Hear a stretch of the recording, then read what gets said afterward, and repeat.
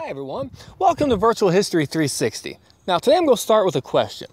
If you think about the Civil War and battles fought on northern soil, what do you think of? Antietam maybe? Certainly you think of Gettysburg. But what about Corydon, Indiana? Well, that's where I am today.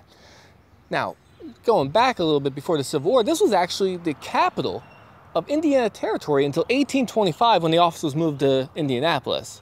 But nevertheless, this site is very important. This is the site of the Battle of Corydon. Now you see, in July of 1863, well, think about what was happening.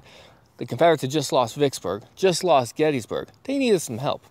So General John Morgan Hunt was ordered to distract Union officers and Union regiments and keep them away from the Army of the Tennessee.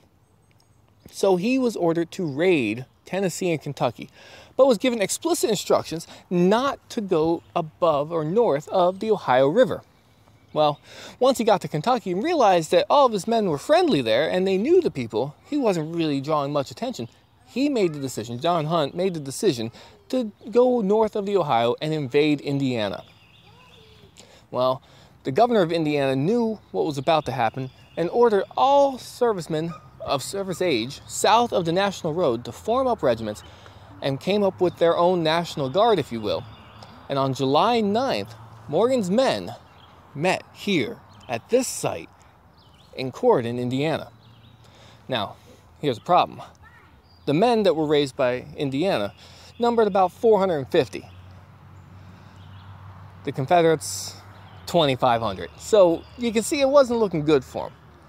Well, at this site, the Indiana men tried to slow them down. This was the first resistance that Morgan's men faced once they came into the Union soil.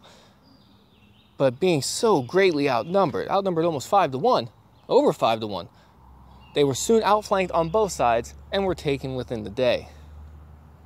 More precisely, closer to a half hour.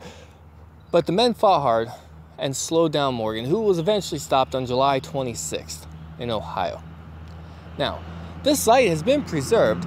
You can see the trees around. You can see this building behind me here. This is an example of what a home would look like in the early 1800s to mid 1800s in Indiana. And then you see a cannon placed in the background here. Now, just to my right is a monument to Morgan's Confederate dead. There wasn't a large number of casualties here, but casualties nevertheless. Now, history can be found almost anywhere. And for Virtual History 360, if you like these sort of videos, go ahead and subscribe to my YouTube channel. Thank you.